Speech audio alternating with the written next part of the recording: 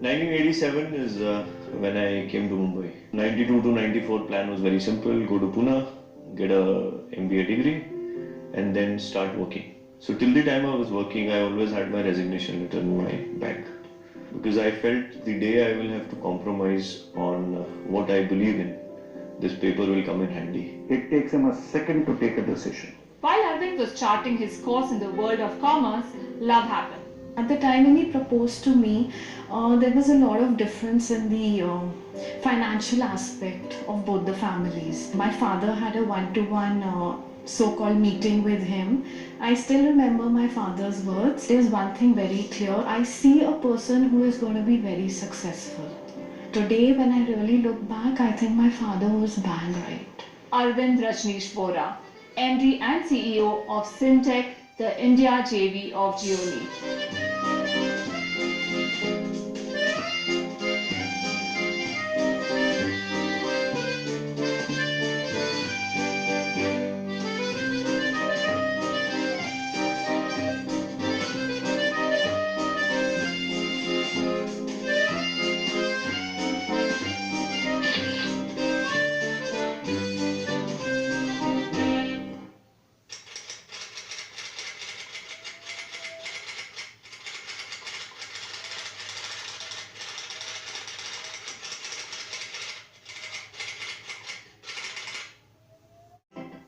मैं nuclear family से आई थी और यहाँ पर there was a typical joint family. Arvind की 2 सिस्टर्स हैं, उनकी दादी जी भी थी तब और मेरे इन लॉज भी. सो थोड़ा टाइम तो it took to do the balancing act, लेकिन आई वाज वेरी लकी कि मेरे को एक बहुत ही सपोर्टिव फैमिली मिली. One thing I wish to share about Arvind, which is very, very personal, it's related to my married life. I wanted to marry Sameer, and Papa was also, he had passed away, and I was in a dilemma and confused. It was a very, very big decision of my life. So I didn't know what to do. I only had Arvind to cling on to. So I went to Arvind and I told Arvind that, this is the guy I like and I think I can get into a long-term relationship with him. And he started thinking कि बहुत बड़ा decision है for the family and I'm taking it. So he literally went and he wore Papa's slippers. I said, Arvind ये क्या कर रहे हो? तो Arvind said, नहीं मैं जरा पापा की तरह सोच रहा हूँ. So that was one part which always stays with me, and I can emotionally connect to it. And then of course before saying a yes, he made his own judgment about the guy. I mean, he just didn't tell me that okay, go ahead and let's get you married. He said that okay, I'm going to meet the guy in Taj, which is where Papa would have met him, maybe in a Taj or an Oberoi. He carried my dad's business planner, and again my question was that, Arvind, what are you doing? He's like, no, I'm trying to think like that, I have to make the right judgment. When I was getting married, he was the one who supported me. Although there is not much of a difference between our age, but he stood by. Certain things he told me when I was, जब विदाई होती है, he told me as a brother, he hugged me and he told me, Anju, you are going to a different house, but I am there as a support. And today I still see him as my very strong support. मुझे अरविंद से इतनी एक attraction थी कि मैं चाहती थी कि वो मेरा सन इन लॉ बने. तो अभी तो वो मुझे सन इन लॉ लगता ही नहीं, कि अभी तो मुझे बिल्कुल ऐसा लगता है मेरा बेटा ही है. तो अगर बेटा होता मेरा तो इससे अच्छा नहीं हो सकता. You see, in the sense when he started his career, I still remember with that company where he had a boss. That was his first job, and he would come home sometimes sort of very annoyed and angry. This is what should be done, that is what should be done. Bosses are like this, that, and all, you see. And he's very strict and all. And I used to tell him one thing, better, this is the foundation. And if the base, you get a boss like this will develop you and build you. अक्सर पिछले ज़माने में ये माना जाता था कि जिसको कुछ नहीं आता उसको सेल्स में भेज देना चाहिए. तो मेरा भी first assignment was as a sales manager for a company selling consumables. Second assignment was with Samsung Electronics, where I used to look after business for India and SAARC countries. Arvind had come for an interview when we were looking for somebody to help us in the business development of office automation products, and he had come from Network. That was his background. So he had a lot of channel experience. And at Samsung, we were trying to build a business for office automation. That's how we had recruited him. I've known Arvind since the time he came for his interview at Samsung. As a young man, young smart looking man, quite impressed with his style of talking. Once he joined Samsung, then we interacted a lot together. He had a strong knowledge of office automation industry in India. What I liked with him was a strong networking skill with people. He had a good connection with trade and industry. He told us that, as a child he had worked in a movie, Root Mark, Devanand's movie. I still remember that scene where he is with a group of kids. He's there in that scene. And he was handsome. So no wonder he was in the movie. He was very flamboyant in his style. And he had a lot of confidence the way he presented himself. He was pretty good at sales, very, very good. And he really helped build the sales channel in the office automation business for us. He struggled and he had a strong will to come out of those difficult times. His journey so far I have seen in multiple occasions where he has bounced back and risen to greater heights. He went through a lot of difficult times in those days, and he still managed to keep up a brave face. I met Arvind in 1999, and also it's my first visit to India. It's a very long time, but from my memory, I found Arvind at that time, of course, is very young and smart boy. After Arvind left Konka, so we become friends, but we keep in touch. I think after 2 to 3 years, he came to China, came to Shenzhen, and we also meet and have dinner together. So we never, lost the touch.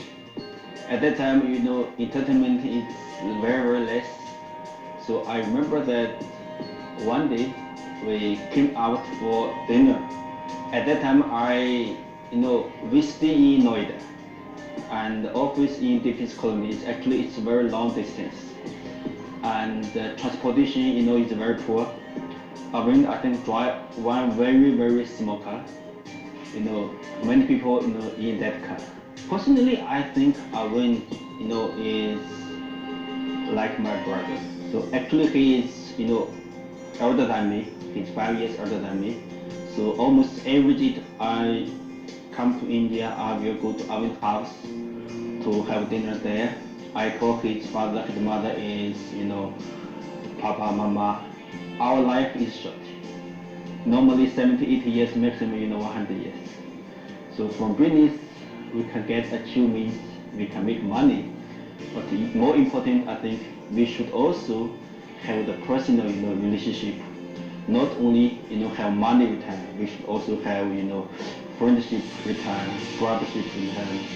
I think in the world, the best thing is you do what you like.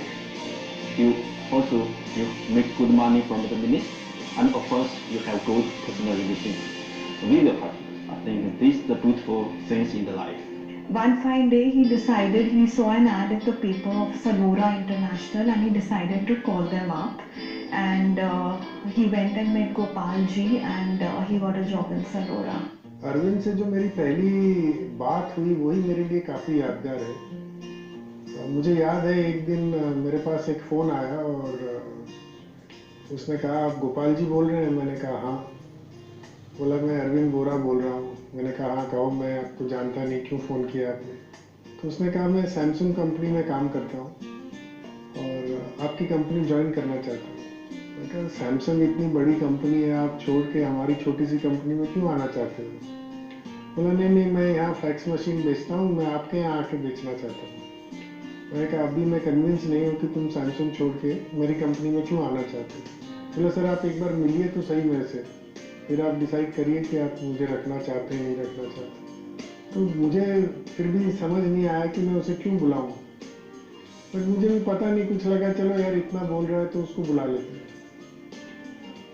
और फिर मैंने उसको बुलाया, उससे बातचीत करके मुझे लगा कि इस बंदे में कुछ है। अरविंद अपनी ज़िंदगी में जानता है कि वो क्या करना चाहता है और क्यों करना चाहता है। और फिर मैंने उसे काम पे रखा। I got that job, company known as Salora International, where I worked for almost about 9 years, from 1999 to 2008. Arvind से को हम 1999 से जानते हैं, जब वो सलोरा में पहली बार हमने उनको लिया था।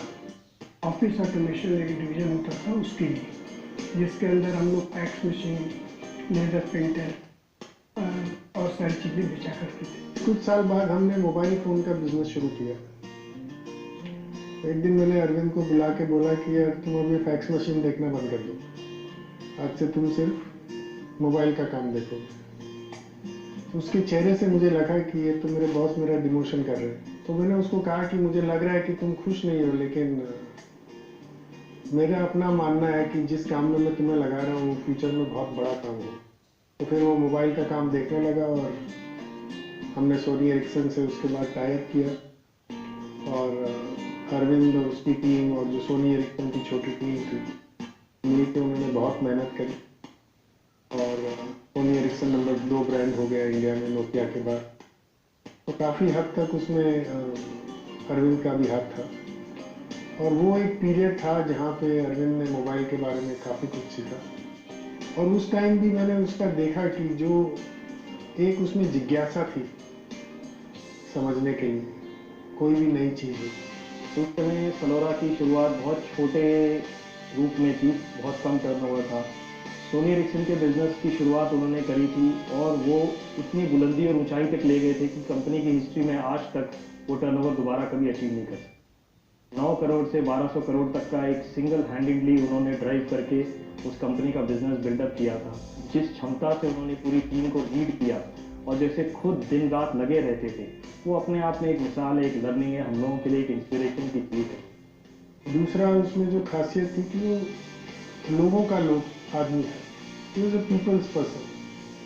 तो चाहे उसकी टीम मेंबर्स थे, चाहे ऑफिस में दूसरे लोग थे या ट्रेड था, उसकी पीआर और रिलेशनशिप बिल्डिंग कैपेबिलिटी बहुत ही ज़बरदस्त थी। मेरी पहली मुलाकात अरविंद से सन 2004 में थी। सलोरा इंटरनेशनल प्राइवेट लिमिटेड, वहाँ पर वो वाइस प्रेसिडेंट हुआ करते थे और मैंने एज असिस्टेंट वहाँ पर ज्वाइन किया। एक जो मोटिवेशन फैक्टर था जो उनसे मिलता था मेरे को हमेशा, आई मीन एक वाइस प्रेसिडेंट कभी भी डाउन द लाइन जाके सेल्समैन से बहुत रेयर बातें करता, बिकॉज अरविंद में ट्रिमेंडस कैपेबिलिटी आप बोल सकते हैं टैलेंट पहचानने का, उसको ग्रूम करने का, पर्सनैलिटी ग्रूम करने का। अरविंद जी के साथ मैं ऑलमोस्ट 17-18 साल से एसोसिएटेड। उन पर्सनालिटी का एक बहुत बड़ा एसेंशियल कैरेक्टर है, वो किस तरह से लोगों को इम्प्रेस कर देते हैं और किस तरीके से जीत के अपना बना देते हैं, तो वो इंस्टेंट कनेक्ट बन जाता है। उस ज़माने में सैमसंग जैसी कंपनी छोड़ के कोई हमारी जैसी कंपनी में आता, ये बहुत ही अजीब सी बात थी। तो ये मेरे दिमाग में हमेशा रहती है, काफ़ी साल गुजर गए उस बात को, लेकिन ये बात मैं भूलता नहीं। इसका मतलब है कि जो वो अपनी ज़िंदगी में ठानता गया वो अचीव करता गया। Jivrajka family that ran that company probably taught me how to do business. Cannot forget the contribution of Mr. Sitaram Jivrajka, who was the chairman, the founder of that company, and obviously Mr. Gopal Jivrajka, who is my boss, who I reported for about 9 years. And I think probably whatever I learned as a professional from business standpoint is from him. मैं एक दिन office की तरफ आ रहा था, normally bus stand में खड़े थे, एक आवाज़ आया मेरे को संतोष करके। एकदम से मैंने पीछे मुड़ के देखा तो बॉस अपना कार लेके रोड की साइड में खड़ा करके मुझे हाथ लगा के बुलाया, बोलते ऑफिस चल रहा है, चलो गाड़ी में बैठो। उस दिन से आज तक ऐसे सफ़र रहा, मैं आपको एक्सप्रेस ही नहीं कर पाऊंगा क्या सफ़र है। जो ऑफिस ऑटोमेशन का काम था वो कुछ हमारा अच्छा नहीं चल रहा था, तो हम दोनों साथ साथ पूरे इंडिया में ट्रैवल करते थे, कि हमारे ऑफिस थे। और एक दो चीज़ें जो मैंने देखा, अनएज्यूमिंग नेचर। होटल में हम ठहरते थे, मेरी आदत नहीं है अपने शू पॉलिश करने की वजह, बट मैं सुबह उठता था, देखता था कि अरविंद ने मेरा शू पॉलिश करके वहाँ रखा हुआ। मुझे लगा कि ये लड़का जो है, मतलब इसमें कंसर्न है, लोगों के लिए रेस्पेक्ट है और ये जरूर इसको आगे ले जाए। मेरा एक जूनियर लड़का था, उसका बेटी का तबीयत खराब होता था, अक्सर तबीयत खराब होते रहती थी। एक दिन उन्होंने पूछा क्या हो गया तुम्हारे बेटी को, रोज रोज तबीयत खराब रहते हैं। तो बोलते सर ऐसे है, वो मैं उनको दूध नहीं पिला पाता है, वो कमी रहता है ऐसे। मतलब क्यों नहीं पिला पाते? बोल दिया कुछ फाइनेंशियल प्रॉब्लम है इस वजह से। और मुझे बुलाया एक दिन, बोल दिया इनके घर में 3000 रुपये पर मंथ उनका दूध के लिए जाना चाहिए पैसा, तो मेरे अकाउंट में से डेबिट कर देना। मेरी एक अच्छी बुरी आदत जो है, मैं जहाँ भी रहता हूँ अपने कर्मचारियों के लिए कुछ मकान बनवाने की कोशिश करता हूँ। तो मैंने सनोरा बिहार के नाम से नोएडा में एक मल्टी स्टोरी बिल्डिंग बनाई। मैंने अरविंद को कहा कि तुम भी इसमें फ्लैट ले लो। बोला कि नहीं सर लूँगा, लेकिन मैं थोड़ा अलग से करूँगा। उसी समय फरीदाबाद में उसने एक छोटा सा प्लॉट लिया और मुझे उम्मीद नहीं थी कि ये प्लॉट लेके और इसको बनवा पाएगा, बट उसकी आगे की सोच ऐसी थी और जो प्लान उसने दिया मैं कन्विंस हो गया। और मैंने कहा यहाँ तुम जरूर मकान बनवा लोगे, क्योंकि उस समय माली स्थिति उतनी अच्छी नहीं थी उसकी, बट फिर भी उसने ये रिस्क लिया और उसको करके दिखाया। और उसकी रिस्क टेकिंग कैपेबिलिटी जो है वो बहुत कम लोगों में पाई जाती है। उनके अंदर मैंने जो देखा सबसे अच्छी जो खास बात है he is a great human being. वो क्या करता है, एम्प्लॉय को इतना केयर करता है। मैं एक एग्जाम्पल आपको दे दूंगा, अगर किसी का तबीयत खराब हो गया, उनको इन्फॉर्म कर दिया मैं तबीयत खराब आज नहीं आ पाऊंगा, वो इतना वरी रहता है। वो अप्रूव करते हैं वो अलग बात है, उसके ऊपर इतने वरी रहते हैं, कम से कम 3 या 4 बार आपको फोन करके पूछेगा तबीयत कैसे है। मेरा लाइफ में कोई और बॉस नहीं देगा, अगर किसी की तबीयत खराब हो 10 बार पूछ के मतलब फोन करके पूछ ले कैसे है कैसे है। और मुझे लगता है कि आज भी उसकी एक अगर बड़ी स्ट्रेंथ है तो वो लोगों से जिस तरीके से कनेक्ट करता है और जिस तरीके से अपने रिलेशन मेंटेन करता है, तो वो एक बहुत बहुत अच्छी चीज़ है। ये कुछ चीज़ें जो मुझे स्ट्राइक हमेशा करती है। अब मेरा ज़्यादा उससे काम नहीं पड़ता, लेकिन जब भी मिलता है तो ऐसा लगता है कि वो वैसा ही है। और अब भी अगर कुछ बात हो तो ये नहीं है कि वो अपना ज्ञान देना चाहता है, हमेशा ज्ञान लेने की कोशिश करता है। I always remember Arvind was somebody who had it in him to do something in life. He has had a lot of ups and downs, and at the same time gone through them very strongly in a very positive manner. At this point, we close today's episode.